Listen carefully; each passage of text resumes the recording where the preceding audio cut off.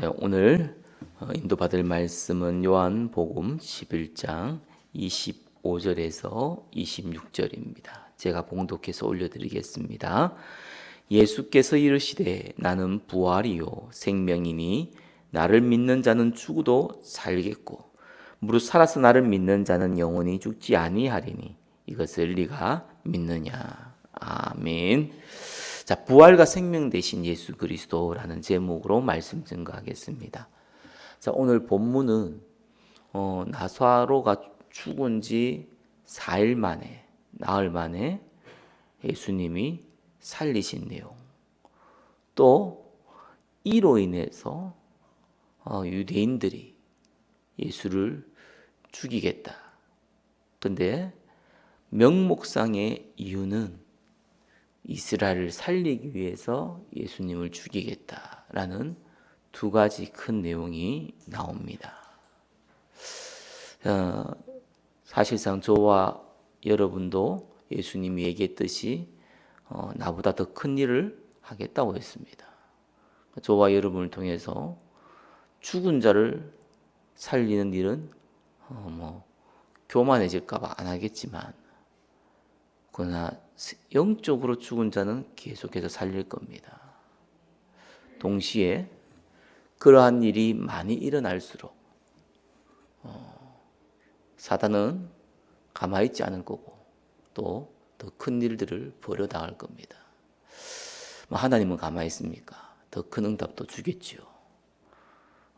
우리가 뭘 바라봐야 되느냐? 부활과 생명 되신 예수 그리스도를 바라보게 될 때에 사실 응답도 오고 문제도 뛰어넘게 됩니다. 오늘 말씀 통해서 부활과 생명 되신 예수 그리스도 바라보고 예수님 행하신 그 응답 동일하게 응답받고 예수님이 뛰어넘을 문제 동일하게 뛰어넘는 시간 되시길 바랍니다. 첫 번째, 나사로가 죽도록 내버려 두신 예수 그리스도입니다. 1번에 1번, 나사로가 병든 것을 들은 예수 그리스도. 자, 1절에 어떤 병자가 있으니 이는 마리아와 그 자매 마르다의 마을 베다니에 사는 나사로라. 이 마리아는 향유를 주께 붓고 머리털로 주의 발을 닦던 자요 병든 나사로는 그의 오라버니라. 이에 그 누이들이 예수께 사람을 보내어 이르되 주여 보시옵소서 사랑하는 자가 병들었나이다 하니 예수께서 들으시고 이르시되 이 병은 죽을 병이 아니라 하나님의 영광을 위하여이니 하나님의 아들이 이로 말미암아 영광을 받게 하려 함이라 하시더라.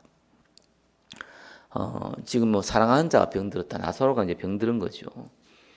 이 사도 요한은 나사로에 대해 설명을 이 사랑하는 자라고 표현하고 있습니다. 또 죽을 병을 들었다. 근데 예수님이 이걸 보고 하나님의 영광을 위함이고 또 본인이 영광 받기 위함이다 라고 얘기했습니다. 물론 제자들 못 알아들었고요. 또 당연히 이 예수님께 사람을 보낸 그 사람도 못 알아듣는 얘기를 했죠.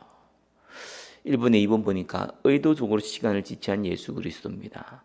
5절에 예수께서 본래 마르다와 그 동생과 나사로를 사랑하시더니. 자, 요한복음 11장 1절에서 5절까지 내용은 사랑하는 자가 병들었다는 것과 이 예수께서 마르다와 그 동생과 나사로를 사랑했다는 것과 특별히 예수님이 나사로를 특별히 사랑했다는 것을 알 수 있죠. 6절에 나사로가 병들었다 함을 들으시고 그 계시던 곳에 이틀을 더 유하시고 병들었으면 빨리 가서 고쳐야 되지 않습니까? 그런데 예수님이 의도적으로 가기 전에 이틀을 더 머물렀다고 나옵니다. 바로 앞에 내용이 바로 앞에 나사로가 사는 게 아니잖아요, 그죠? 오고 가는데 시간이 엄청 걸리는데, 근데 이 이틀 더 유했다고 나옵니다. 자, 나사로가 죽은 지 나흘 만에 다시 도착을 했는데 최소한 이 병든 자가 이 나사로가 죽을 병이 걸렸는 것을 알고 찾아왔을 때는 나사로는 살아 있었을 거고 또 예수님이 곧바로 갔으면은 혹 죽지 않을 수도 있었겠죠. 급하게 갔다면은. 그러면은 근데 이틀을 더 유의하고 걸어갔는데 보니까 죽은 지 나흘이 됐어요. 상당한 시간이 걸린 거죠. 최소한 뭐 한 일주일 정도 걸린 거죠. 저와 여러분이 응답 받으려면은요, 하나님이 큰 응답을 줄수록 이렇게 시간을 많이 끄십니다. 그래서 이유는 간단하죠. 예수님이 얘기했듯이 하나님께 영광, 또 예수님께 영광. 다르게 표현하면은, 야, 이거 하나님이 하신 거구나. 그죠? 어떻게 보면 예수님이 병든 자를 자꾸 고치다 보니까요, 꼭 뭐 우리 육신에 병든 사람이 이제 의사한테 가면은 뭐 감기 걸리면 감기 낫듯이 약을 먹으면은 뭐 기침이 좀 멈듯이 뭐 몸살 나면은 뭐 몸살이 좀 낫듯이 예수님이 하도 이적과 기적을 많이 행해 놓으니까 사람들이 어련히 예수님 몸을 고칠 거라고 그렇게 생각을 하고 있었습니다. 그러니까 이제 반복되어지면 이게 하나님께 영광이 아니고 그냥 예수님이 자체가 있으면 되는 걸로. 자, 이러다 보니까 믿음보다는 매너리즘이 빠지기가 쉽죠. 그리고 하나님이 예수님이 큰 일을 행하려고 하니까 이 나사로가 살아있을 때 가면은 워낙 많은 병자를 고쳤기 때문에 또 한 명의 병자를 고치는 걸로 끝났을 겁니다. 저와 여러분들이 전도자로 부름받았고 또 교회를 살려야 되고 현장을 살려야 될 제자로 부름받았습니다. 근데 응답이 쉽게 안 오지요. 또 온 것 같은데도 또 사라지기도 하고요. 저도 참 그런 걸 목회하면서 많이 느낍니다. 도저히 안 될 것 같은데 어느 날 보면 돼 있고요. 당연히 될 것 같았는데 안 되고요. 그러면서 제가 나름대로 교회에 대해서 정의를 했어요. 교회는 뭐 예수님이 머리시다, 뭐 교회는 에클레시아다 이런 게 아니고요. 교회가 어떻게 만들어지느냐. 그래서 거기에 대한 내 나름대로 정의가 생기더라고요. 교회는 하나님의 시간표에 따라 하나님의 사람을 모으시는 거다. 저한테는 그렇게 정의가 세워졌어요. 그 얘기했더만은 예전에 이제 개혁 공보 기사하고 얘기하다가 기자죠. 국장하고 얘기하다가 제 얘기 딱 듣으면 칼럼을 썼더라고요. 그렇구나. 어떻게 보면은 이렇게 표현한 사람이 없구나. 내가 잘했다 이 말이 아니라 하나님의 주권이 인정되어지면 그런 표현이 나옵니다. 그렇다고 해서 주권이 인정할 때 나는 아무것도 안 한다 그 말이 아니잖아요. 당연히 최선을 다해야 됩니다. 그래야지 뭘 아느냐 하나님이 하신다는 것을 볼 수가 있어요. 하나님이 하시니까 뭐 알아야 모르겠다 그냥 뭐 가만히 있으면 알아서 하시겠지. 절대로 하나님이 하신 일을 체험할 수도 없고 볼 수도 없습니다. 자, 8절에 7절에 그 후 제자들에게 이르시되 유대로 다시 가자 하시니 이 나사로가 유대에 살고 있죠. 그래서 8절에 제자들이 말하되 랍비여 방금도 유대인들이 돌로 치료하였는데 방금도 한 거 바로 몇 시간 전 그 말이 아니고요. 며칠 전에도 유대인들이 이 돌로 치려고 하였는데 또 그리로 가시라 하나이까. 9절에 예수께서 대답하시되 낮이 12시간이 아니냐 사람이 낮에 다니면 이 세상의 빛을 봄으로 실족하지 아니하고 밤에 다니면 빛이 그 사람 안에 없는 거로 실족하느니라. 자, 가자는 겁니다. 그러면서 1번에 3번입니다. 믿음을 주시기 위한 예수 그리스도의 얻음이다. 이 말씀하신 후에 또 이르시되 우리 친구 나사로가 잠들었도다. 자, 유대에 가는 거는 유대인들도 가르치기 위해서 이 예루살렘의 사람들을 가르치기 위해 가는 게 아니라 지금은 나사로를 살리기 위해서 간다라는 거죠. 우리 친구 나사로가 잠들었도다. 그러나 내가 깨우러 가노라. 12절 제자들이 이르되 주여 잠들었으면 낫겠나이다 하더라. 예수는 그의 죽음을 가리켜 말씀하시는 것이나 그들은 잠들어지는 것을 가리켜 말씀하신 줄 생각하는지라. 이에 예수께서 밝히 이르시되 나사로가 죽었느니라. 자, 제자들에게는 분명히 얘기했습니다. 자, 이 기적을 행했을 때 이 이 표적을 행했을 때 많은 사람들이 예수를 믿었겠지만 중요한 것은 제자들입니다. 이들에게 부활에 대한 얘기를 분명히 신겨줘야 되거든요. 물론 예수님이 죽으실 때 부활할 거 안 믿었잖아요. 이거 보고도 예수님이 죽은 자를 살린 거 보고도 또 예수님이 내가 죽고 부활할 거라는 거 얘기해도 안 믿었잖아요. 안 믿어도 어떡합니까? 얘기는 해줘야지 뭐. 자, 이렇게 제자들에게 다시 한번 내가 기업으로 가노라 얘기했습니다. 14절에 이에 예수께서 밝히 이르시되 나사로 죽었느니라 내가 거기 있지 아니한 것을 너희를 위하여 기뻐하노니 이는 너희로 믿게 하려 함이라. 그러나 그에게로 가자 하시니 병든 자를 하도 고쳐놓으니까 당연시 여기니까 믿음이 오히려 성장하지 않죠. 그래서 예수님이 너희를 위하여 기뻐한다고 그랬습니다. 제자들을 위해서 내가 늦게 가고 죽은 나사로를 살리겠다라는 의미죠. 디두모라 하는 도마가 다른 제자들에게 말하되 우리도 주와 함께 죽으러 가자 하니라. 이렇게 뚱딴지같이 얘기하는 사람도 어느 모임이나 어느 단체 가면 다 있습니다. 갑자기 뭐 죽으러 가자입니다. 자, 이렇게 성경은요 헛소리한 것도 다 기록해 놓습니다. 자, 두 번째입니다. 나사로를 살리신 예수 그리스도입니다.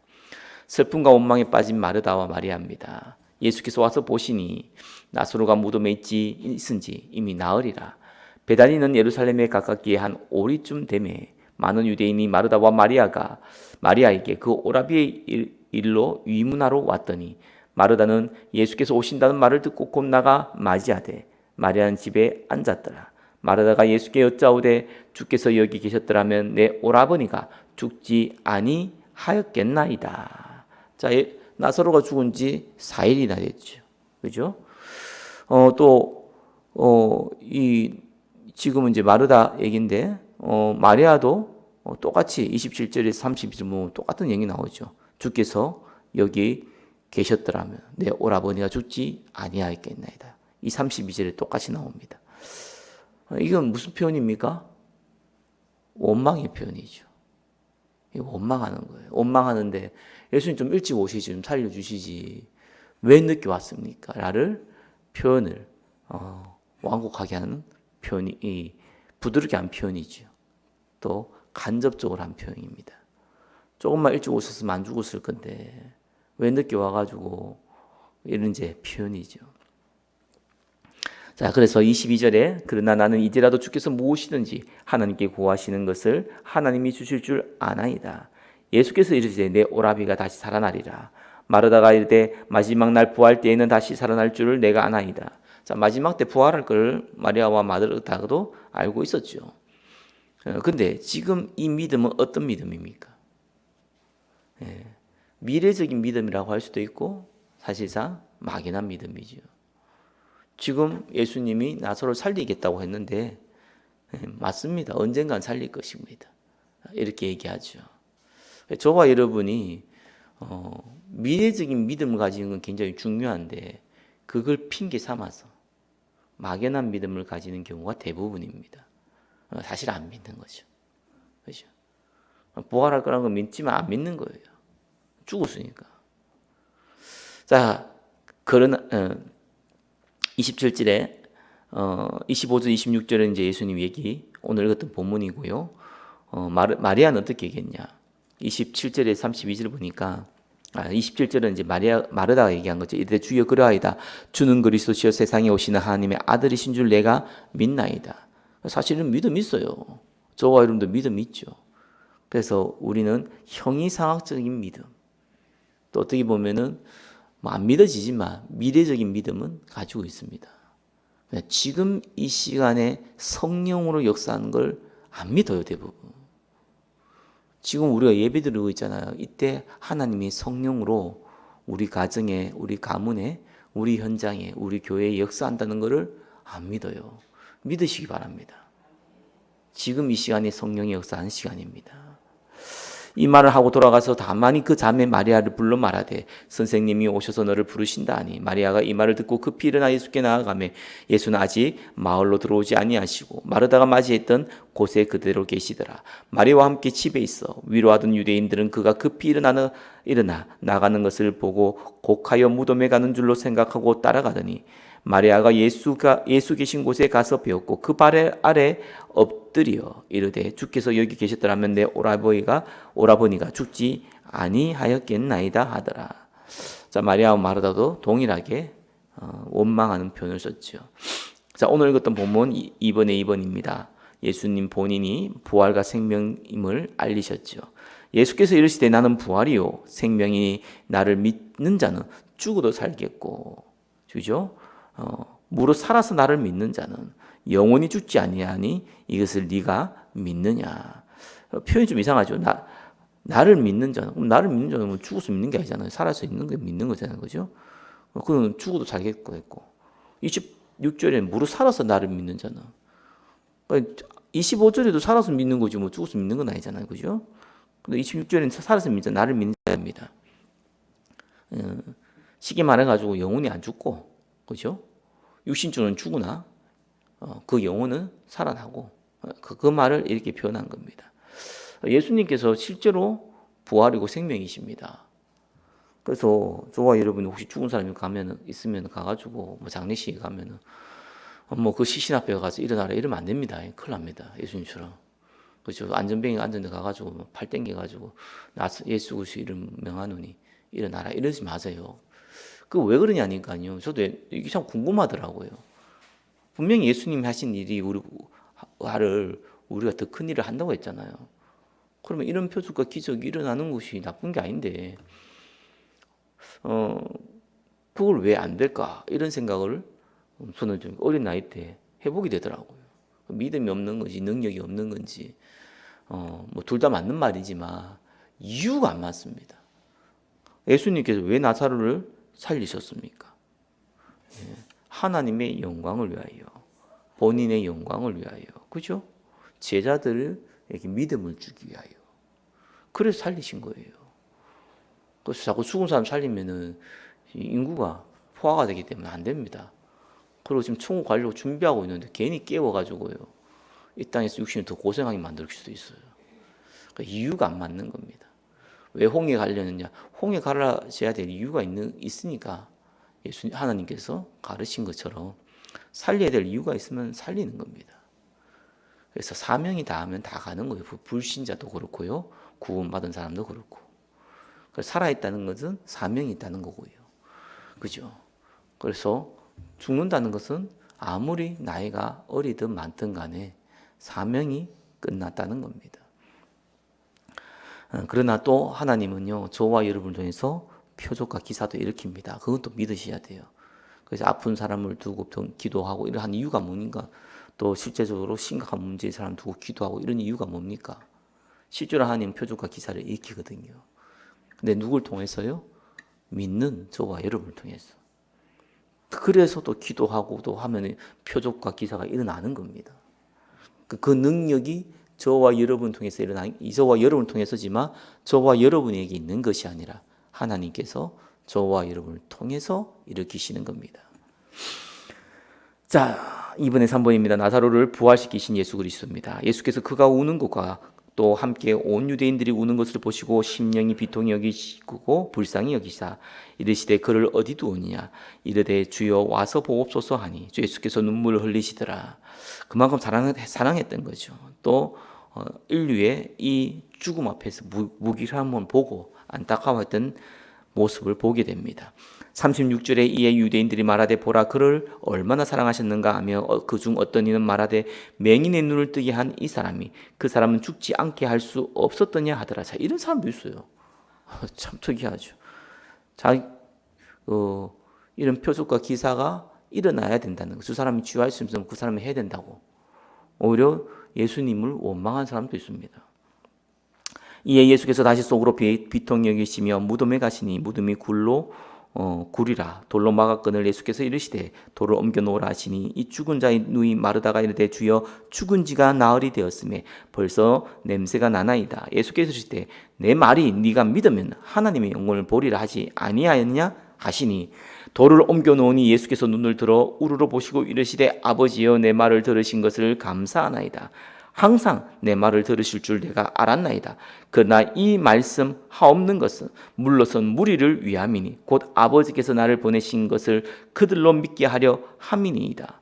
자, 이게요 사실상 그 마르다에게 돌을 옮기라 했잖아요. 이게 이제 가족 무덤이기 때문에 마르다와 마리아의 허락이 없으면은 옮기면은 그것도 큰 범죄입니다. 근데 사실상 마르다 마리아가 예수님이 지금 네가 나를 믿으면은 그죠? 하나님 영광 보지 않겠냐라는 그 말을 듣고 돌을 옮긴 건 아닙니다. 예수님이니까 옮겨준 거예요. 사실상 이거는요. 관계가 있으니까요. 뭐 옮기라 했는데 사실은 그 건의에 의해서 어쩔 수 없이 옮기는 거죠. 근데 어떤 일이 벌어졌습니까? 43절에 이 말씀하시고 큰 소리로 나사로야 나오라 부르시니 죽은 자가 수족을 베고 동인체로 나오는데 그 얼굴은 수건에 쌓였더라. 예수께서 이르시되 풀어놓고 다니게 하라 하시니라. 그래서 이건 어마어마한 일인데 우리는 대충 넘어갑니다. 왜? 당연하기 때문에. 우리는 예수님은 하나님인 거 알잖아요. 이들은 하나님인 걸 안 믿거든요. 그죠? 선지자 이 정도니까 실제로 죽은 자를 살리는 것은 하나님의 영역인데 하나님께서 하셨다. 그래서 그 무리들이 믿게 되었다. 그 내용입니다. 자, 3번입니다. 복음을 막으려는 종교 지도자들 참 희한하죠. 역사가 일어나면 일어날수록 어떤 일이 벌어지느냐. 3번 1번입니다. 합리적인 이유로 사단에게 쓰임받는 가야바입니다. 자, 바리새인들 중에 특별히 제사장 중에 그날 그 해의 대제사장이 가야바입니다. 45절에 마리아에게 와서 예수께서 하신 일을 본 많은 유대인들이 그를 믿었으나 그 중에 어떤 자는 바리새인들이 가서 예수께서 하신 일을 알리니라. 이에 대제사장들과 바리새인들이 공회를 모으고 이르되 이 사람이 많은 표적을 행하니 우리가 어떻게 하겠느냐. 이런 말이 안 되는 일이 벌어집니다. 죽은 자가 살아나고 병든 자들이 고쳐지고 많은 생명 살리는 일이 벌어졌는데 기껏해야 바리새인들이 한 얘기가 뭡니까? 이거 어떡하냐. 쉽게 말해가지고 우리가 인기 다 잃어버리게 됐다. 우리가 기득권을 다 잃어버리게 됐다. 어떻게 하냐. 사람들이 이제는 우리 보고 존경하지도 않고 예수님만 바라보게 됐다. 당장 우리가 먹고 사는데 우리 기득권을 유지하는데 너무 어렵게 됐다. 그 말입니다. 그래서 48절에 만일 그를 이대로 두면 모든 사람이 그를 믿을 것이요. 그리고 로마인들이 와서 우리 땅과 민족을 빼앗아 가리라 하니. 자, 이들이 또 염려하는 것도 하나 있어요. 이 상식적으로 틀린 말은 아니에요. 무슨 말이냐니까 사람들이 예수를 왕으로 삼으려 했단 말이에요. 당시에는 로마 속국들입니다. 그러니까 왕이 있을 수가 없습니다. 왕을 그 로마 황제가 필요에 따라서 그냥 그 나라의 형식적으로 왕을 세웁니다. 그 황제의 허락이 있어야 돼요. 그 나라 백성들이, 그 나라 사람들이, 시민들이 자발적으로 왕을 세울 수가 없습니다. 근데 예수는 그 이스라엘 사람들이 자발적으로 왕을 세우려고 했습니다. 그럼 왕이 되면은 로마 사람들이 가만히 있겠습니까? 그 염려를 한 거예요. 근데 요거는 진짜 염려일 수도 있어요. 바리새인들이. 근데 49절에 이릅니다. 그 중에 한 사람 그 해의 대제사장인 가야바가 그들이 말하되 너희가 아무것도 알지 못하는도다. 한 사람이 백성을 위하여 죽어서 온 민족이 망하지 않게 되는 것이 너희에게 유익한 줄 생각하지 아니하는도다 하였으니. 자, 실권 잡고 있는 바리새인들이 그죠? 그 중에 또 대장 되는 이 가야바가 명분을 얻어야 될 거 아니에요. 누구한테요? 바리새인들한테 명분을 얻어야 돼요. 뭘 하려면은 예수를 죽이려면. 그러니까 이 바리새인들이 필요 없는 염려를 사실 한 거예요. 이 로마한테 완전히 죽을 수도 있다. 그거 기회를 놓치지 않고요. 이 가야바가요. 중요한 명분을 줘. 이 한 사람 죽으면 그러면 이스라엘 다 산다. 그죠? 그래서 작은 것을 희생하고 큰 것을 얻어야 된다. 굉장히 합리적인 얘기 같이 보이고 굉장히 똑똑한 것처럼 보이죠. 그러나 이 가야바의 동기는 뭡니까? 정말 이스라엘 살려야겠다. 이 동기가 아니잖아요. 명분이 있고, 그죠? 실제의 동기가 있습니다. 명분은 이스라엘 살리기 위해서. 그래야지 바리새인들에게 공감을 얻을 수 있잖아요. 그러나 실제 목적은 이권을 유지하기 위해서. 51절에 이 말은 스스로 함이 아니요 그 해의 대제사장이므로 예수께서 그 민족을 위하시고 또 그 민족만 위할 뿐 아니라 흩어진 하나님의 자녀를 모아 하나가 되게 하기 위하여 죽으실 것을 미리 말함이니라. 이조차도 하나님이 예정하신 것이죠. 3번의 2번입니다. 예수를 죽이려고 모의하는 종교 지도자들. 이날로부터 그들이 예수를 죽이려고 모의하니라. 이제 완전히 핍박이 아니라 이제는 실제로 죽이려고 모의한 겁니다. 그 전까지만 해도 협박의 기준이 강했죠. 그죠? 돌로 치겠다, 뭐 잡아 가두겠다, 뭐 이런 식이었는데 이제는 이제 죽이자 된 겁니다. 3번에 3번 드러나게 다니지 않으신 예수 그리스도. 자, 생명은 하나님 손에 달려 있고 예수님은 특별히 하나님이신데 이들 죽이려고 한들 예수님이 시간표가 되지 아니하면 죽지 않고 그죠? 잡히지도 않죠. 자, 그럼에도 불구하고 54절에 예수께서 다시 유대인 가운데 드러나게 다니지 아니하시고 거기를 떠나 빈들 가까운 곳인 에브라임이라는 동네에 가서 제자들과 함께 거기 머무르니라. 유대인의 유월절이 가까움에 많은 사람이 자기를 성결하게 하기 위하여 유월절 전에 시골에서 예루살렘에 올라갔더니 그들이 예수를 찾으며 성전에 서서 말하되 너희 생각에는 어떠하냐 그가 명절에 오지 아니하겠느냐 하니 이는 대제사장들과 바리새인들이 누구든지 예수 있는 곳을 알거든 신고하여 잡게 하라 명령하였습니다. 자, 이때 예수님은 어떻게 보면은 비겁하게 도망간 같이 보여요. 에브라임에 갔죠. 그죠? 그 제자들만 딱 모여서 있었습니다. 이렇게 피해버린 것 같아 보입니다. 그러나 저와 여러분 아셔야 되는 게 핍박이 오면 어떻게 됩니까? 그래 한판 붙자 이래 됩니까? 아니에요. 피해야 됩니다. 그죠? 순교는 언제 합니까? 피하다가 잡혔을 때. 그건 순교입니다. 그죠? 핍박이 일어나는데 그래 한번 순교해보자. 이거는 객기라고 하죠. 그럼 죽어요 진짜로. 그래서 여러분 신앙생활 때 지혜로울 필요가 있어요. 뱀처럼 지혜롭고 비둘기처럼 순교라는 말에 그런 의미입니다. 핍박 오면 피해야지. 핍박 오는데 그 한판 붙자 뭐 이거는요 이제 개조음 당합니다. 물론 하나님 손에 달려 있지요. 예수님이 실제로 그 모습을 보여줬어요. 그건 두려워서 피하는 게 아닙니다.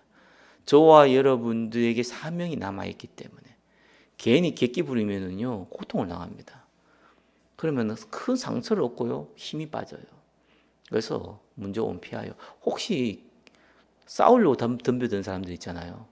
피하셔야 돼요. 같이 붙으면 손해입니다. 무조건 손해입니다. 무조건 피하세요. 그렇죠? 그게 저와 여러분들이 또 방법 중에 지혜의 한 방법 중에 하나입니다. 예수님이 부활이고 생명이십니다. 그죠? 그를 믿는 자는 죽어도 살겠고 살아서 믿는 자는 영원히 죽지 않습니다. 우리는 그 응답을 이미 가지고 있습니다. 하나님은 저와 여러분 통해서 계속해서 생명 역사 이렇게 나갈 것이고 또 크고 작은 문제 계속 벌어질 겁니다. 상관없습니다. 우리는 그 응답 계속 누려야 됩니다. 오늘도 그 축복 가운데 있기를 예수 그리스도 이름으로 축원합니다.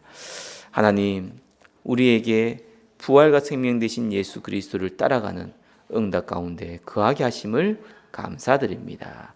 예수 그리스도 이름으로 기도드립니다. 아멘.